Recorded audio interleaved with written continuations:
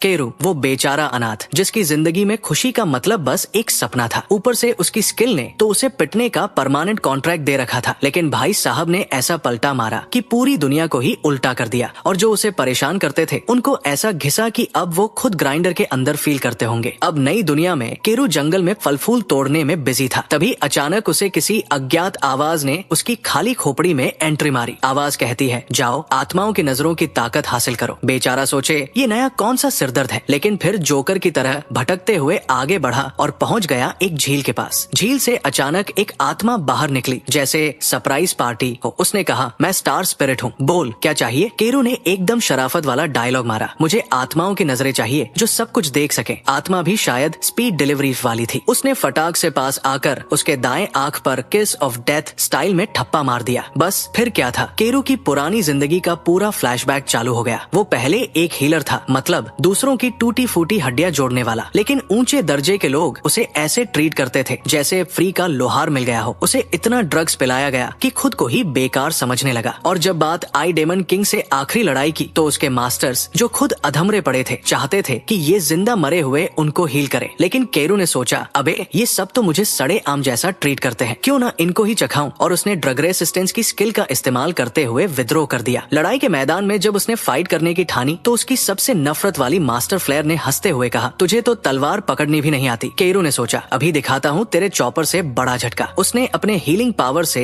उन सबकी तकनीकें कॉपी कर ली जिन्हें उसने कभी ठीक किया था। फिर डेमन किंग के सामने पहुंच गया। डेमन किंग भी चौंक कर बोली, तू कौन। केरू ने अपने स्टाइल में कहा, मैं हूँ रिकवरी का हीरो। डेमन किंग ने अपने सारे वार आजमाए, लेकिन केरू हील करता गया और आगे बढ़ता गया। आखिरकार उसने डेमन किंग का फिलोसफर स्टोन यानी दिल का कोर निकाल लिया। फ्लेयर ने फिर शाबाशी दी और पत्थर मांगने की कोशिश की। केरू ने सोचा, अबे तुझे तो मैं सपना में भी ना दूं। उसने कहा, मुझे इस सड़ी हुई दुनिया को ठीक करना है और वापस उस वक्त जाना है जब तू मेरे जीवन में नहीं थी। पत्थर को एक्टिवेट किया, दुनिया को रिस्टार्ट किया और नए चांस के साथ गेम शुरू। अब भैया, केरू ने स्टार स्पिरिट का शुक्रिया अदा किया और यहीं से उसकी विलेन ऑक की शानदार शुरुआत हुई। उसकी जिंदगी का बर्थडे पार्टी मोमेंट आया और पिछली जिंदगी की तरह उसे फिर से हीरो का तमगा दे दिया गया, लेकिन स्टेटस वही पुराना हीलर वाला। अब ये जनाब हर टूटे फूटे क्रैक को ऐसे घूरने लगे जैसे उसमें जैकपॉट छुपा हो। मकसद फ्लेयर के अगले प्लान का तोड़ निकालना। क्या दिमाग है। एक दिन फ्लेयर गांव में टपक पड़ी। केरू, क्योंकि वो हीरो था, उसे जबरदस्ती राजधानी ले जाया गया। राजधानी मतलब जहाँ बड़े बड़े लोग और उनके बड़े बड़े घमंड रहते हैं। वहाँ जाते ही इस लड़के ने अपनी बेवकूफी का नया रिकॉर्ड बना दिया। डिस्कॉर्ड से सीख कर एक पिकअप लाइन मारी, तुम इतनी खूबसूरत हो कि लगभग बदसूरत लग रही हो। वाह भाई वाह, क्या क्लास है। फिर राजा से मुलाकात हुई। अब केरू ने अपनी ग्रीन आई से राजा की स्टैट्स को स्कैन किया और समझ गया कि ये आदमी मॉन्स्टर से कम नहीं, मतलब इसे इग्नोर करना अपनी मौत को इनवाइट करना है। राजा ने उसके हीलर क्लास का पता लगाकर उसे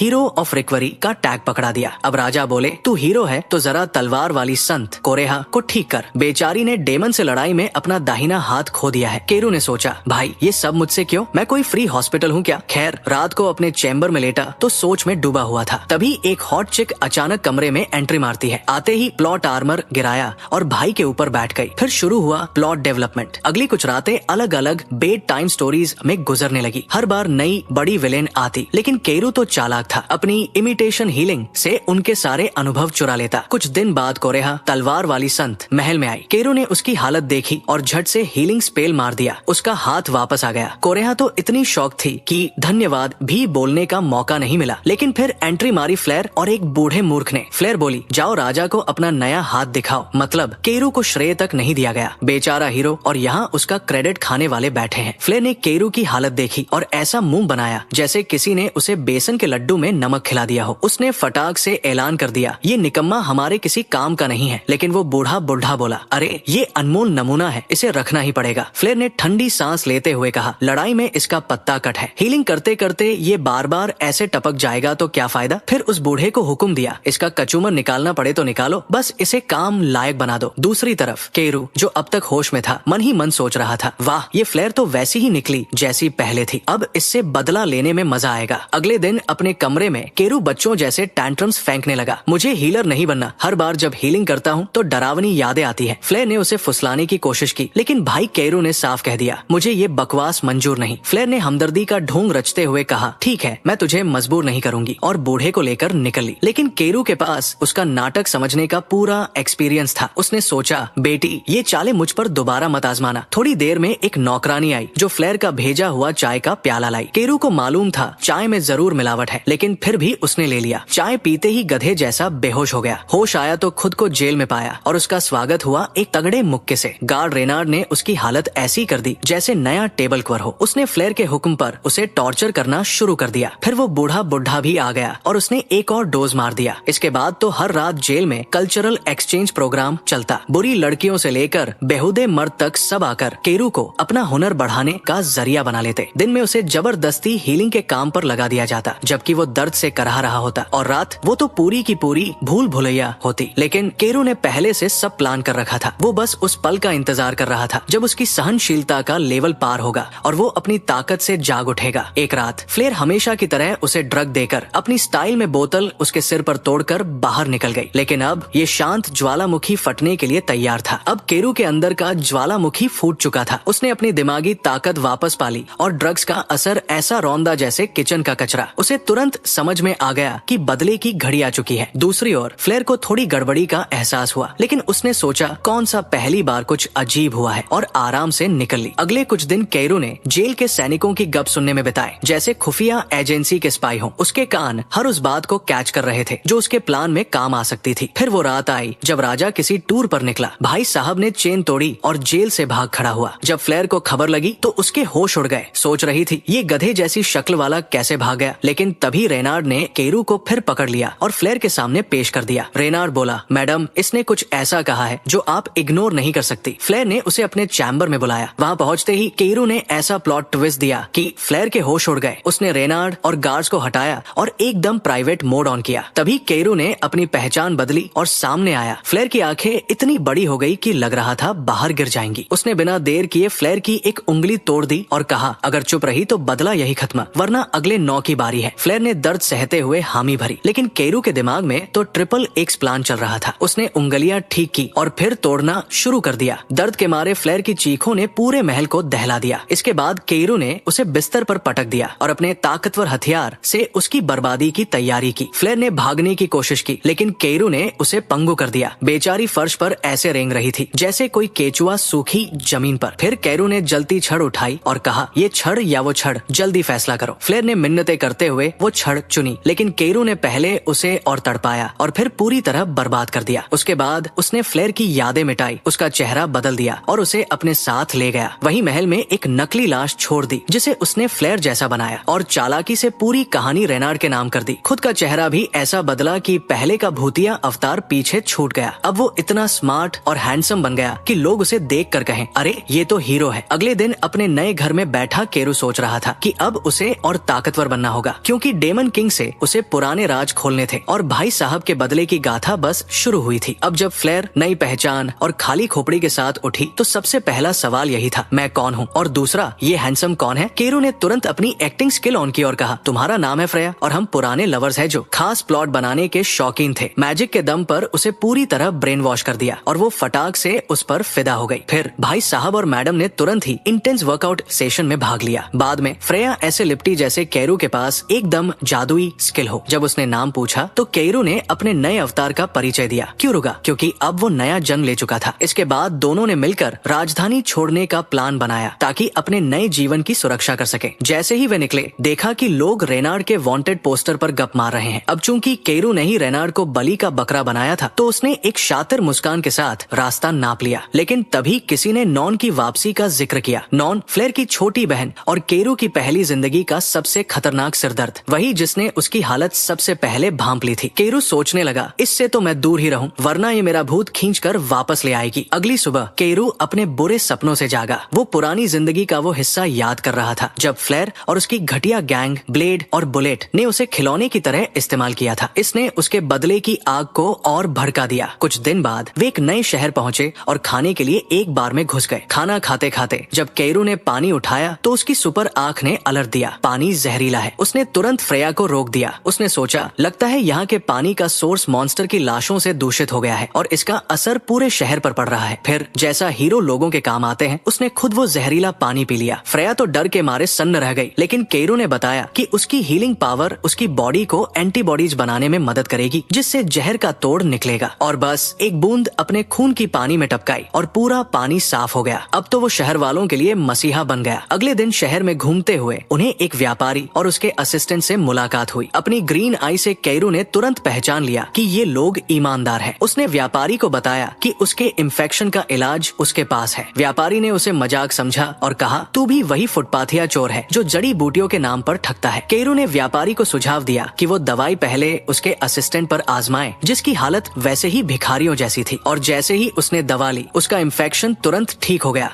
जैसे ही व्यापारी ने भी दवाई पी और चमत्कार हुआ, उसके होश उड़ गए। अब जब केरू ने उसे यकीन दिला दिया तो उसने कहा, भाई एक बॉक्स दवाई है मेरे पास, हर शीशी सिर्फ 1 गोल्ड में। व्यापारी ने चालाकी से पूछा, रेसिपी बेच, हमेशा के लिए अमीर बना दूंगा तुझे। लेकिन केरू ने तुरंत इमोशन कार्ड खेल दिया, भाई ये मेरे खानदान की धरोहर है, बेचूंगा नहीं। आखिरकार दोनों के बीच सौदा हुआ और पैसा हाथ में आते ही केरू ने सीधा रुख किया एक स्लेव शॉप का। स्लेव मर्चेंट से बोला, मुझे एक बढ़िया पार्टनर चाहिए वर्कआउट के लिए। मर्चेंट ने तुरंत सर करके खुशामद शुरू की और अपने सबसे बढ़िया ऑप्शंस दिखाने लगा। लेकिन केरू को कुछ पसंद नहीं आया। तब बूढ़े मर्चेंट ने उसे जेल के सबसे अंदर वाले हिस्से में ले जाकर कॉम्बैट स्लेव्स दिखाए। थोड़ी देर बाद उसने केरू को एक स्लेव दिखाया जो इन्फेक्शन से लाचार और बर्बाद मानी जाती थी। केरू ने अपनी सुपर आई से उसके स्टैट्स देखे और समझा कि वो असल में बहुत पावरफुल है, लेकिन वो बदले की आग में जल रही थी, इसलिए इतनी खतरनाक और आक्रामक हो गई थी। केरू उसके पास गया और बोला, मैं तुझे बदला लेने में मदद करूंगा, बस मेरे साथ चल। ये सुनते ही वो अचानक शांत हो गई और बेहोश होकर गिर पड़ी। जब केरू ने उसे लेने की बात की तो मर्चेंट ने मजाक उड़ाते हुए कहा, भाई इतनी पागल को तो कोई बेवकूफ भी नहीं खरीदेगा, और अगर ये गड़बड़ करे तो रिफंड नहीं मिलेगा। केरू ने मुस्कुराते हुए जवाब दिया, रिफंड की टेंशन मत ले, मुझे तो बस ये देखना है कि जब ये बदला लेगी तब इसका चेहरा कैसा होगा। मर्चेंट ने जाते जाते बोला, अगर और आइस वुल्फ क्लैन की लड़कियां चाहिए तो बता देना, अगला शिपमेंट जल्द आ रहा है। केरू उसे घर लाया और तुरंत उसका गुलामी का कॉलर हटा दिया। फ्रेया ने उसे टोकते हुए कहा, ये कितना सही है गुलाम का कॉलर हटाना। केरू ने जवाब दिया, चिंता मत कर, ये बिना कॉलर के भी मेरी बात मानेगी। फिर उसने अपनी हीलिंग स्पेल डाली जिससे उसे उसकी यादें दिखी। सेत्सुना आइस वुल्फ क्लैन की सदस्य थी, लेकिन उसकी पूरी जनजाति पर साम्राज्य की सेना ने भाड़े के सैनिकों के भेष में हमला कर दिया था। कुछ लोगों को बेरमी से मार दिया गया और बाकी को गुलाम बनाकर बेच दिया गया। केरू सोचता है फ्रेया को उसकी सेना से अलग करना मजेदार होगा। फिर वो बड़ा रोमांटिक बनने के चक्कर में सेत्सुना को एंटीडोट अपने मुंह से पिलाता है, जिससे फ्रेया को जलन हो जाती है। अगले दिन केरू और एंटीडोट का बिजनेस करता है और लौटने पर फिर से फ्रेया को जलाने के लिए वही मुंह वाला सीन दोहराता है। फ्रेया बेचैन होकर सोचती है, अब इस लड़के की सॉसेज में मुझे शेयर करना पड़ेगा। जैसे ही केरू बेहोश सेत्सुना को किस करता है, वो अचानक होश में आ जाती है और उसे जोर का थप्पड़ मारती है। तूने ये गंदी हरकत क्यों की? फ्रेया फौरन बीच बचाव करती है और बताती है कि केरू ने उसकी देखभाल की है। जब सेत्सुना को एहसास होता है कि वो ठीक हो चुकी है तो वो माफी मांगती है। इसके बाद केरू फ्रेया को किसी काम से बाहर भेजता है ताकि वो सेत्सुना के साथ अकेला रह सके। जैसे ही फ्रेया बाहर जाती है, सेत्सुना केरू पर हमला करने की कोशिश करती है, लेकिन वो उसे पल में काबू कर लेता है। केरू कहता है, तुम्हारे गले में कॉलर नहीं है क्योंकि मैं तुमसे इतना ताकतवर हूँ कि मुझे इसकी जरूरत ही नहीं। सेत्सुना पूछती है, तुम कौन हो? केरू जवाब देता है, मैं एक अल्केमिस्ट हूँ। फिर वो उसे भरोसा दिलाता है कि उसकी क्लैन अभी सुरक्षित है क्योंकि इंपीरियल आर्मी ने अब तक हमला नहीं किया है। लेकिन वो ये भी कहता है कि सेत्सुना इतनी कमजोर है कि अपने क्लैन को बचाने के लिए कुछ नहीं कर सकती। केरू उसे ऑफर देता है, मैं तुम्हें ताकतवर बना सकता हूँ, लेकिन पहले तुम्हें मुझे अपना असली नाम बताना होगा। सेत्सुना जानती है कि उसका असली नाम उसकी आत्मा में लिखा है और अगर केरू को ये पता चल गया तो वो पूरी तरह से उस पर नियंत्रण कर लेगा। हालांकि अपने क्लैन को बचाने के लिए वो ये करने के लिए तैयार हो जाती है। जैसे ही वो राज बताने के लिए राजी होती है, केरू अपनी प्लॉट आर्मर उतार देता है और कहता है, मैं तुम्हारे वेसल को बड़ा करूंगा ताकि तुम ताकतवर बन सको। सेत्सुना सहमति में सिर हिलाती है। फिर वो दोनों ऐसा कुछ करते हैं जिसे देखने के लिए इनकॉग्निटो मोड जरूरी है। अगले दिन वो दोनों इंपीरियल आर्मी पर हमला करने के लिए आइस वुल्फ क्लैन की ओर बढ़ते हैं। जैसे ही जंग शुरू होती है, केरू प्लान बनाता है कि वो लड़ाई के बीच जाकर सेत्सुना के लिए एक मौका बनाएगा। खुद को हीरो ऑफ स्वॉर्ड बताते हुए वो अपना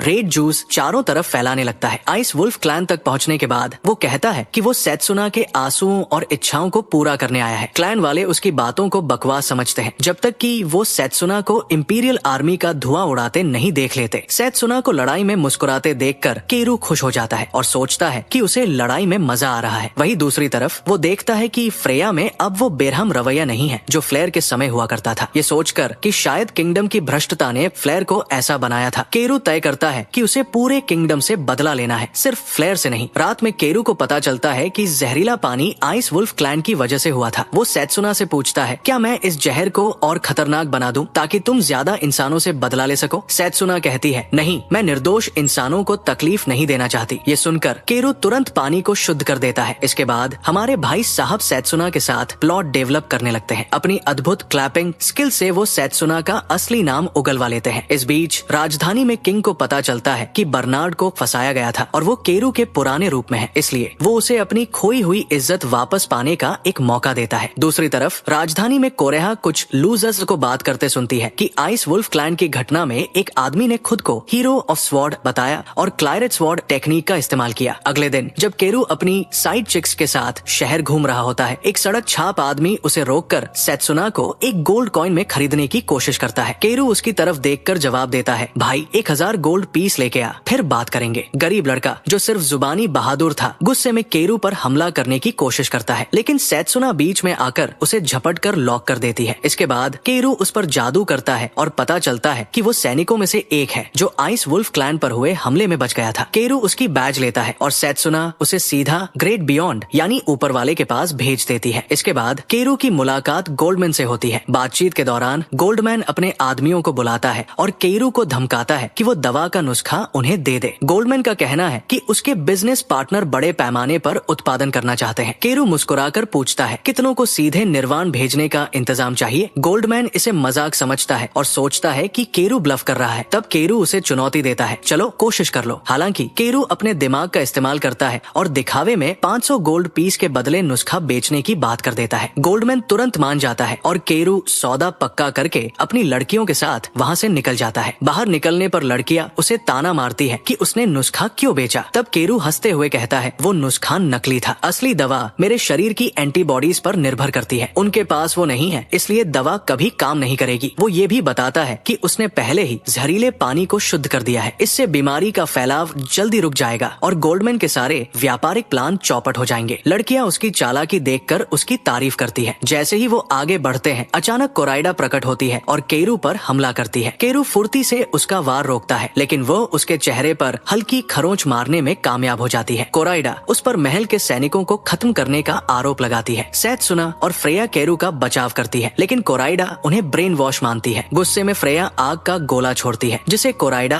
आसानी से रोक लेती है और पलटवार करते हुए फ्रेया को बेहोश करने की कोशिश करती है। केरू का गुस्सा 7वें आसमान पर पहुंच जाता है। वो अपने शरीर को जादू से मजबूत करता है और कोराइडा पर झपटता है। दोनों के बीच खतरनाक हमले होने लगते हैं। कोराइडा अपनी सीक्रेट मूव का इस्तेमाल करती है, जो केरू की सुरक्षा को भेदने के लिए बनाई गई है, लेकिन जैसे ही उसकी तलवार केरू को छूती है, वो तुरंत टूट जाती है। कोराहा अचानक कंगफू मूव्स दिखाते हुए केरू को दीवार पर पटक देती है, लेकिन उसकी हैरानी का ठिकाना नहीं रहता जब केरू बिना किसी चोट के वापस खड़ा हो जाता है। कोराहा हैरान होकर पूछती है, तू आखिर है कौन? केरू बड़े स्टाइल में जवाब देता है, मैं ही हूँ। दोनों फिर एक दूसरे पर झपटते हैं। इसी दौरान केरू एक ऐसा पोषण कोराहा पर गिरा देता है जो उसके शरीर को कमजोर कर देता है, लेकिन कोराहा भी तेज है। वो तुरंत अपनी जांग पर छुरा मारकर उस पोषण का असर खत्म कर देती है और फिर से हमला करती है। कुछ देर बाद कोराहा को बढ़त मिलती है और वो केरू पर वार कर देती है, लेकिन केरू खुद को झट से ठीक कर लेता है। फिर वो कोराहा के सिर को छूता है और उसे इंपीरियल आर्मी द्वारा आइस वुल्फ क्लैन पर किए गए अत्याचार की भयानक यादें दिखा देता है। कोराहा ये सब देखकर दंग रह जाती है और बेहोश होकर जमीन पर गिर जाती है। केरू उसे अपने घर ले आता है जब वो अभी भी बेहोश होती है। केरू फ्रेया से कहता है कि उसे एक्टिंग करनी पड़ेगी। फिर वो कोराहा को तुरंत ठीक करता है और उसकी चेतना वापस लाता है। जैसे ही कोराहा को होश आता है, उसे वो सब याद आता है जो उसने इंपीरियल आर्मी के बारे में देखा था, लेकिन वह इसे मानने से इनकार कर देती है क्योंकि उसके लिए तो उनका साम्राज्य हमेशा अच्छा रहा है। तभी केरू अपने पुराने बदसूरत रूप में बदल जाता है। कोराहा उसे पहचानते ही कहती है कि वो फ्लेयर के साथ जो किया उसके लिए कभी बच नहीं सकता। केरू कहता है, मैंने फ्लेयर को मारा नहीं है, लेकिन कोराहा उस पर विश्वास नहीं करती। तभी फ्रेया फ्लेयर के रूप में आती है और कहती है, केरू ने मेरी जान बचाई और मुझे दिखाया कि हमारा साम्राज्य कितना दुष्ट है। फ्रेया आगे कहती है कि अब वे दुनिया को बचाने के मिशन पर है और फिर वहाँ से चली जाती है। फ्रेया की बातों से कोराहा का दिल पिघल जाता है। वो केरू से माफी मांगती है कि उसने उसे बिना जाने हमला किया, जबकि उसने उसका खोया हुआ हाथ वापस लौटाया। वो उसे भरोसा दिलाती है कि वो उसकी हर संभव मदद करेगी, लेकिन तभी माहौल थोड़ा सज्ज हो जाता है। कोराहा केरू के करीब आकर उसे चूमने की कोशिश करती है और जैसा कि आप जानते हैं, केरू ऐसा कोई मौका मिस नहीं करता। वो तुरंत अपने लेग डे का वर्कआउट शुरू कर देता है और कोराहा को भी ऐसा एहसास कराता है कि जैसे वह किसी जिम के हैवी वेट सेशन में हो।